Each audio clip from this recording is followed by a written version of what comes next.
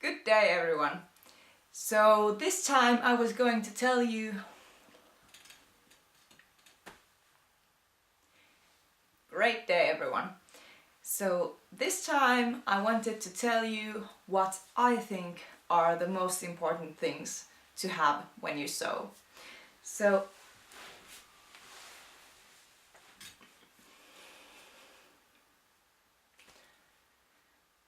hello guys.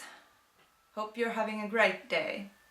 Today I'm planning on telling you the most important tools I think any seamstress should have. And I think we will start with scissors. Because I have a lot of scissors. These are my smaller ones. These are great just for cutting the thread when I'm sewing on the machine or serging or even making a cover stitch. But these are more handy when I'm ripping out seams or doing something else that needs a bit more attention.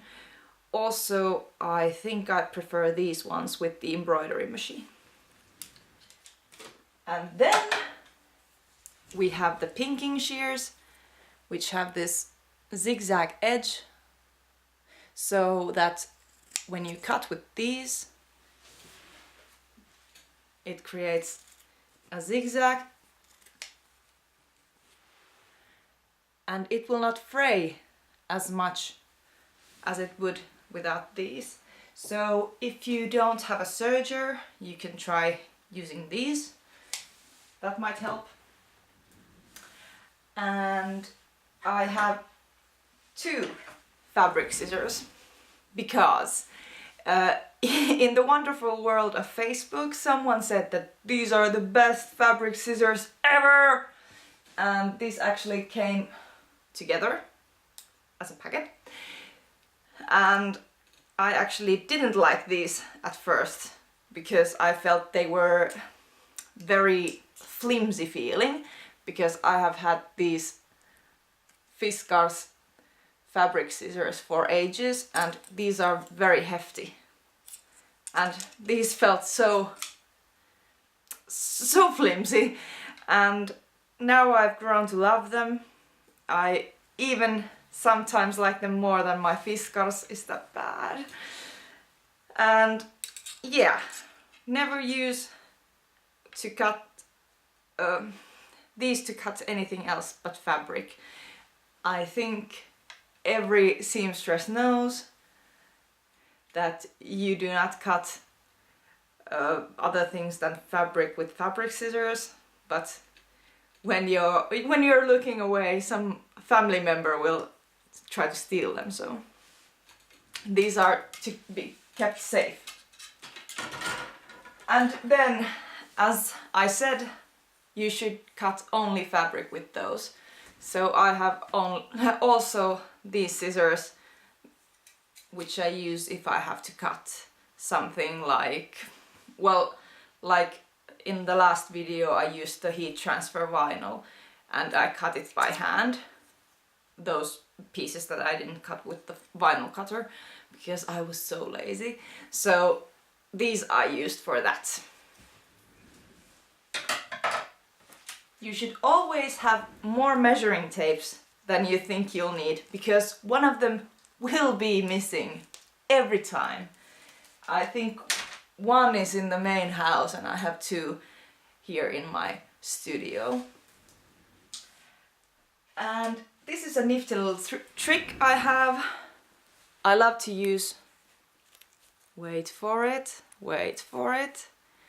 I love to use this needle for, well, some things like the same stuff I would use the safety pin for, mostly putting an elastic through some tube, so yeah.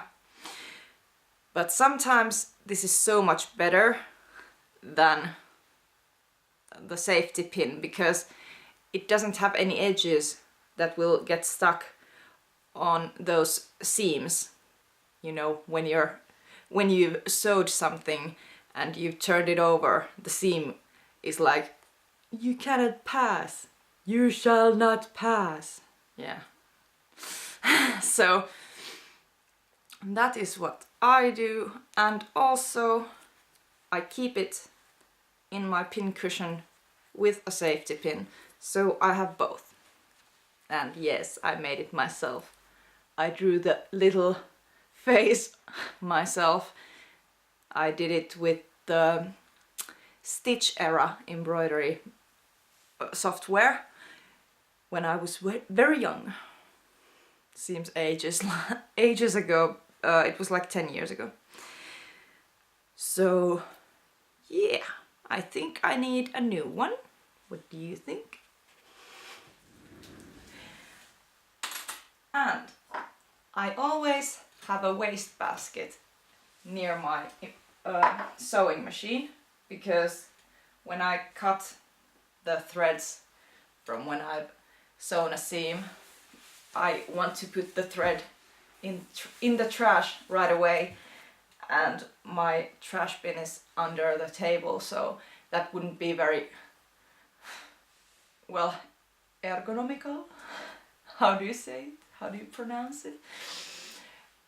But yeah, it makes sense that you have something on the top here. Or I have seen people sew these huge tablets. It's a piece of fabric with a few pockets. One pocket is for trash and the other ones are for things that you need while you're sewing. And then your sewing machine sits on top of it, so the sewing machine gets a little softening there, and it keeps the fabric stable under it, so that the fabric doesn't start slipping on your lap. I haven't made any of those yet. Have you? Do you think it's good? Should I try it? Please tell me.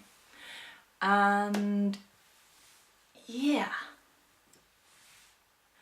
always keep your manuals where you can find them, because when you have some sort of an emergency, it's so much better when you can look it up on your manual. So you just flip through, oh, here's how you change the needle. I know how to do that, obviously. But sometimes you just get something that, well, when it's a new machine, you get those things all the time, like with this cover stitch machine. And when I'm trying to use some sort of specialty stitching on my serger, then I need the manual, because I do not remember all those stitches by memory. I just can't remember them.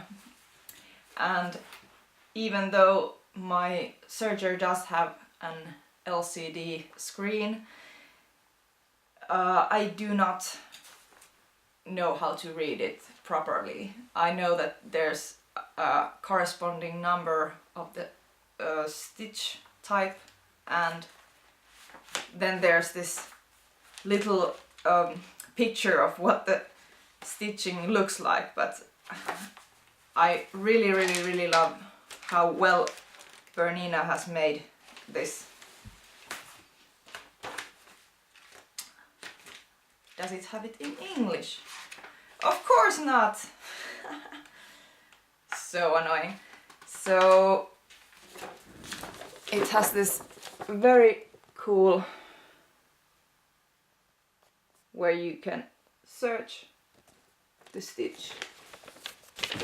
It shows what it looks on top, what it looks like below, which needles are in the use,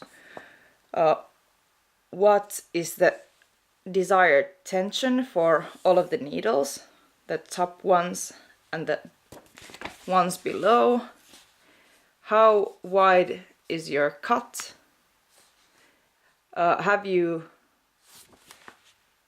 what is rullapärme? as well.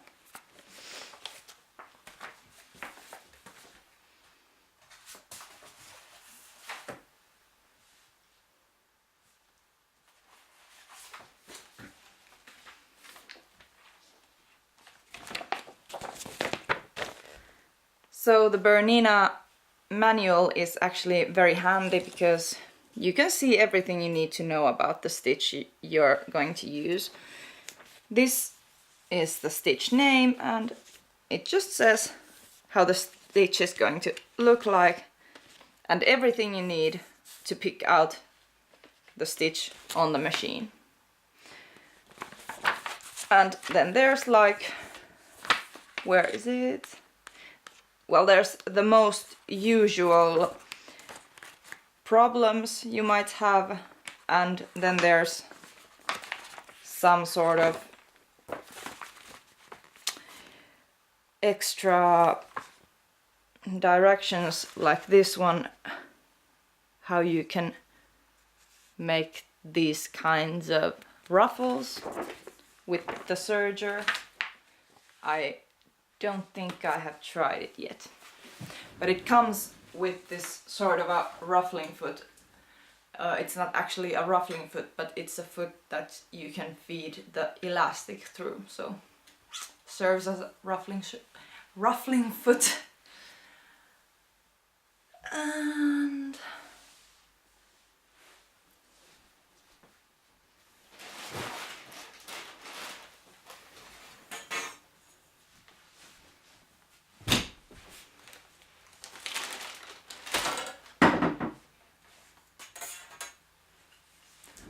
this is not really a must-have unless you like to make corsets or other gothic-y stuff. So if you like to add some grommets, then this is your man.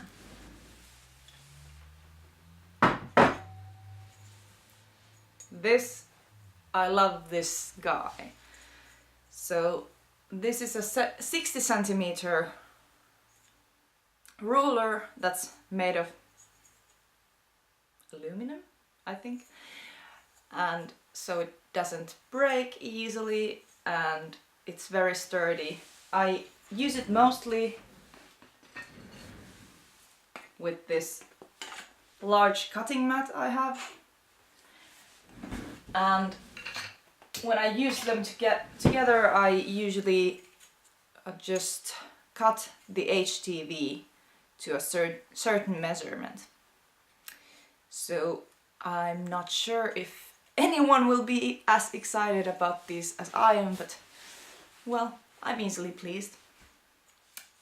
And this is good for making patterns by yourself. So you cannot draw a straight line with this. And when you're making a pattern, you usually need to draw a straight line that's more than the 30 centimeters that the usual rulers are here in Finland, so this is a must-have. I love this. And now I think I'm done. I might be posting another one of these videos if I think of anything else that's like this, but I have 2 more tips for you.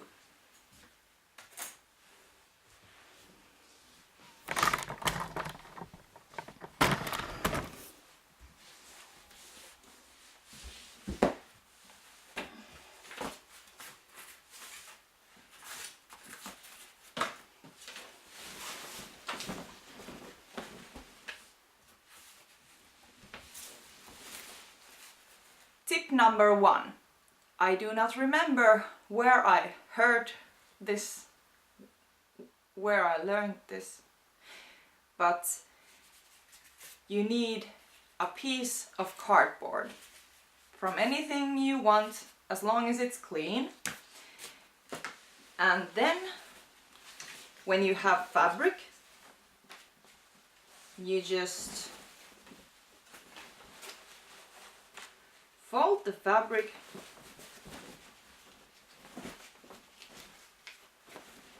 up and you put the cardboard here. I also put any scraps I have on top of it. And then you just fold it like so.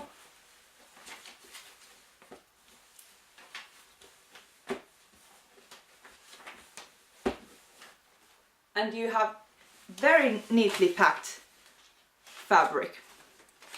You could even, if you have a very sturdy cardboard, use this so you can put them like this on a shelf. It would be so much easier to store and it would be so much neater to look at. So this was a great tip once upon a time. And now for the second one.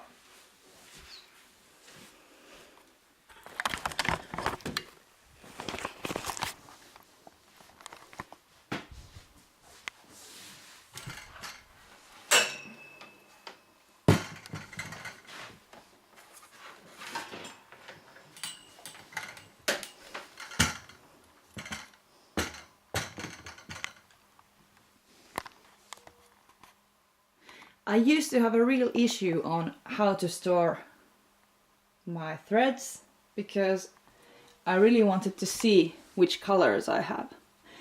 I just bought these huge nails and used some scrap wood. This is from an old IKEA bed. And I screwed these woods onto the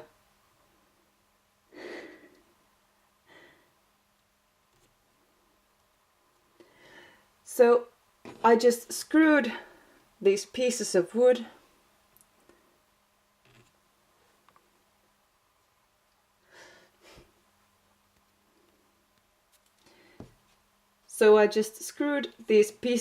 wood on my wall, and then I put some nails on it. These nails need to be long enough so they can serve this purpose. So I think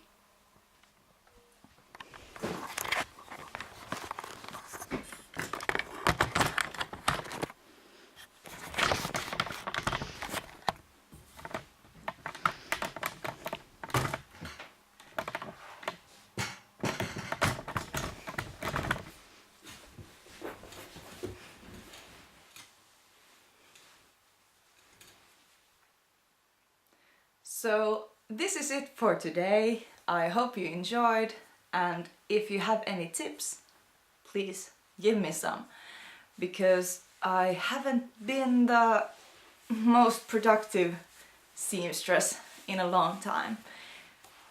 But I'm getting there, I'm getting better. So I hope I can show you all of the UFOs I have made into real projects in the future.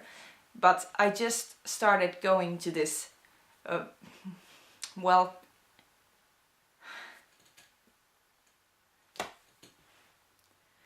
so that is so that's it for the video today. I hope you enjoyed. If you have any tips or tricks you want to share, please comment below, or please link your own videos to me, because I'd love to see. I love everything sewing related on YouTube. I think there aren't enough of us, and actually that's why I built this channel, because I was so eager to see what other people made that I wanted to start producing stuff of my own. So, thank you for stopping by, and don't forget to DIY. See you later!